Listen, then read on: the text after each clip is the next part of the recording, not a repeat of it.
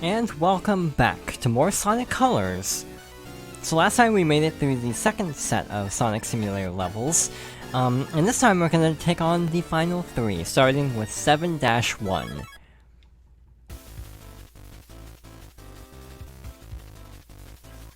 I assume the music is Terminal Velocity? In all fairness, you don't really spend that much time in Terminal Velocity. Yeah, this is it.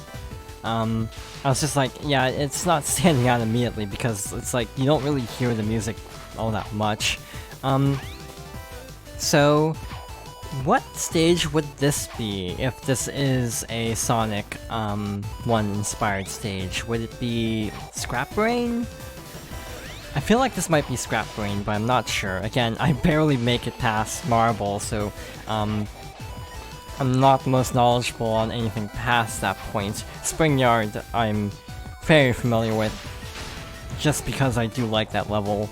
I mean, this could be Starlight, actually. Did I not pick up a ring this entire time? I straight up did not notice that I had not picked up a ring this whole time. That's dangerous.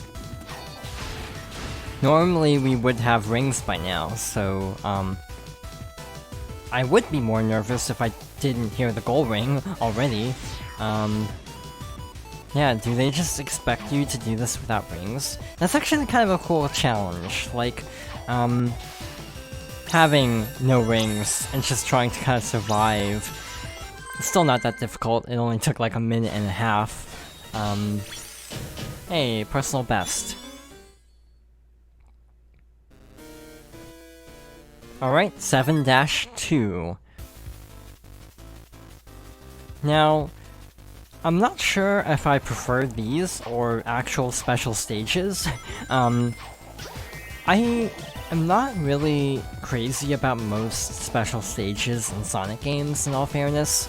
A lot of them I just ignore. I've never completed Sonic 2 because I just can't be bothered to go through the half-pipe that many times. Someday maybe, but Sonic 3 is the only one I've actually completed, mainly because they give you so many chances to complete it that it's actually really easy. For example, with all the little gold rings to get to Blue Sphere, there are more than enough, so it's pretty easy to even get the Super Emeralds in that one. Also, why haven't these Super Emeralds ever come back? It seems like such a neat concept that just never returned. I know I could use Rocket here, but I want to see what this is like going the slow way. It's really not that bad. I'm not sure what these rings are, because there's no hover. Like, that looks like a hover wisp trail, but no hover option here, so I'm not sure what that's all about. This is slightly scary, actually, because if you fall, there's no way to really quickly recover, so you do have to kind of be careful. In hindsight, I should have used the Hover Wisp to save myself, but oh well. Actually... Oh, it just didn't let me. Cool. I was like, do I have a cool new strategy to quickly skip this auto-scroller? And the game is like, no, you don't. This is slightly scary with the little rolling balls that are definitely slightly difficult to avoid. Sonic feels like he has kind of stiff momentum in this game. Oh, that was convenient. Yeah, his jumps feel a little slow. I feel like I also remember hearing that his speed in 2D is slower than in 3D sections, so maybe that's also why he feels a little bit sluggish right now. I also set the speed to 3, so maybe that's also affecting some things. I have heard the gold ring for so long. Where is it? It's up there, obviously, but like, how much more do we have to go here? Also, this is really fast. That's scary. There it is. Just gotta survive. Can I be fancy and, like... Yeah, I did it. Cool. I figured it was possible, I just didn't know how successful that would be. To like jump dash, wall, jump off. I like how that was my best time, and it still took like 2.5 minutes. Alright, our final Game Land stage. Starting out with a 3D section, which is kinda nice. Oh, that was scary. It is nice having a double jump, because you can really save yourself a lot of headache by kind of acting how, like if you over jump, you can kind of counteract. It's kind of the same philosophy as like the spin in Mario Galaxy, where it doesn't give you much height, but it's just enough to kind of give you an edge. A nice little boost up to correct jumps. Oh, this feels scary. I have Rocket at least on standby, so this shouldn't be too bad. I was just worried about the platforms disappearing. I also like how all the backgrounds are color-coded to each Chaos Emerald. This is a mistake, by the way. I definitely could have had a bad time if I had landed like on spikes and there was nowhere else to go, or if there was just a pit that way. Very much a leap of faith, just hoping there's ground over there. But I feel like I skipped a good portion of the level by doing that. This does feel like a slightly longer one, hence why we're heading into a 2D section, or leaving a 2D section for a 3D section. Again, drifting is not allowed there, which would have been nice. I feel like drifting in general in Sonic is one of the best worst features in 3D games, or in the 3D Sonics recently, because like Forces doesn't have a drift either, except in scripted moments, and it doesn't work very well with the level design, because there are levels that have tight turns, but you can't drift unless the game tells you you can, meaning you very much can fly off the edge of a stage. So I do wish the drift came back, but also in Unleashed as an example, the drifting isn't great. Like, it's really easy to overcorrect. So yeah, I feel like Generations had the best drift because it felt the most responsive. But I also wish they hadn't just straight up gotten rid of it in like Forces. And this game tried to have it, just limited buttons, so not a great implementation. Alright, so I'm gonna dodge this just to be safe, because I'm pretty sure we're almost to the end. By the way, something I haven't really pointed out at all is how Sonic does a little short hop. Like, if you just tap the button, he does a little short hop to clear small objects. It's actually kinda neat, because it just gives you enough height to clear, like, an obstacle, but not enough height to kinda mess you up, like, you can't recover if you have to jump across a bunch of small gaps at once. And with that, we have finished Game Land. So what do we get by completing all of these stages, getting every red ring? Well, let's head out to the main menu and find out. Alright, so we need to go to the Options satellite over here. We have the option to turn on Supersonic. So with Supersonic, this basically replaces Wisps. It's kind of weird, and I don't entirely recommend using Supersonic. So, since he's not in the bosses, that means you at least get to use Supersonic anywhere, which is cool. In a way, this feels more like a 2D Sonic game in terms of the design, having Supersonic just be unlockable from Chaos Emeralds, but usable anywhere. You can get 50 rings. I only have 7 rings. This was not a great stage to demonstrate this, I think, because there aren't that many rings here. So we are up to 28 rings, so after this grind rail we should be pretty close to getting enough rings, because I want to say there are some. But yeah, that Laser Wisp, we could not pick it up. That's really the big problem with Supersonic, is you can't use wisps. Which means that you can't get really good scores with Supersonic because most of your score comes from wisps. Therefore, when you aren't allowed to use wisps, you're kind of limited. So when you get 50 rings, you can transform into Supersonic. As usual, you can go really fast, but you train rings, 1 per second. But yeah, you can infinitely boost. Sonic can't fly, sadly. I think it instantly gave me that QuickTime event.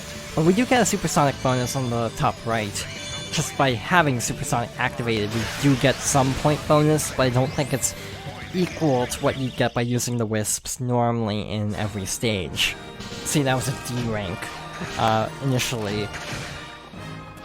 So yeah, if you wanted to get an S rank, you should turn Supersonic off, and just try to use as many wisps as possible.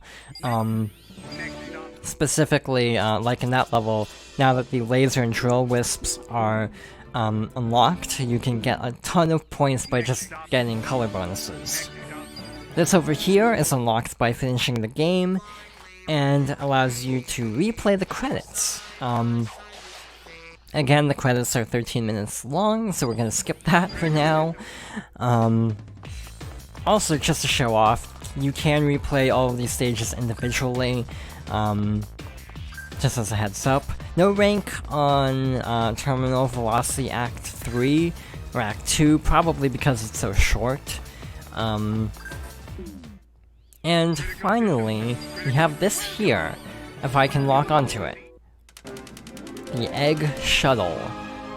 So what this is a challenge mode that forces you to play every stage consecutively, and try to see how good of a score and time you can get. If you really wanted to just replay the game without the story, and just kind of breeze through, this is a great way to do so. Yeah, you just gradually go through everything, including bosses. I've actually never done this, because if I were to replay the game, I actually really like going through the story, but if you just want the gameplay, almost more like a classic Sonic game, where you just quickly jump from level to level, this is a good option. So yeah, we have everything unlocked. We can use wisps. Obviously, this is the popular mode for like speedrunning, because obviously in story mode you wouldn't be able to do everything, because all wisps would be locked at first, so strategies would be kind of limited. But yeah, this is a cool way to replay the game. I feel like this is the only Sonic game that does this, and it's kind of a shame. Like, Kirby does this all the time, where there's like a challenge mode. But Sonic really doesn't do this very often. You know, like, Generations does have a bit of padding. We'll get into that when we cover Generations, eventually, but having a mode where you can just basically zip through all of the stages in a row without breaks, would actually be kind of a neat idea. Because in Generations, there does tend to be a fair amount of interruptions. Also, your boost meter carries over between stages and rings, so it pays to play well, because it does help you out if you can keep a boost going into later stages. Red rings obviously are only for score in this mode, but yeah, it's fun to see how well you can play through this. I'm honestly not good at this game, that's why I hesitate to go after the red rings, but I'm sure with enough practice it would be really fun to just kind of zip through all these. I also wonder if Score Attack and like Time Attack have different strategies. Obviously they would. Like, for example, there's that red ring behind the goal of this level, and I wonder if in a Score Attack it would actually be better to pick that up. By the way, this also is a good time to show off that now that we have all the wisps unlocked, these are kind of how these levels are intended to be played in terms of replay value. Again, a lot of things can't be accessed on the first run because so many wisps are locked away, which does incentivize going through the stages again on a completed file, to see new little secrets, like find more red rings and so on. Yeah, that's about it actually for this game that I wanted to show. I'm kind of like, I don't think I'm gonna show off the DS version, at least right now. Maybe someday in the future, if I ever get through all the Rush games as an example, maybe I'll cover Sonic Colors DS along with them. But for now, I'm gonna take a quick look into options. How do I swap tabs? By the way, you can actually see all movies, and there were leaderboards. Obviously that's not working anymore because Wii Connect 24 was shut down along with Nintendo Wi-Fi connection. But yeah, overall, just to reiterate, that's the game. If you have not played Sonic Colors before, I would recommend it if you like Boost Sonic games. It's definitely a sign of things to come, unfortunately, and even though this game definitely does a lot of things really well, yeah, it did definitely set some precedents that would come back to haunt the franchise in the future. But just judging it as a game on its own merits, it is one of the better made Sonic games. It's really fun to play through, even if it's not as memorable as, say, like Generations or some of the other games. So yeah, I still recommend checking it out. I hope eventually it does get a second chance to like a re-release or a remaster, because this game really is kind of it almost feels a little bit overlooked at times because of how the overall opinion has gone down so dramatically. Who knows, with how the Sonic fan base cycles through which games they like and dislike, this game will probably pick up in popularity again eventually anyway. But yeah, I think we are going to call it here. So, thank you for watching, and next time, I'm probably gonna go back to an earlier playthrough, for a bonus video or two. So yeah, thank you for watching, and I hope you'll join me next time for, something different.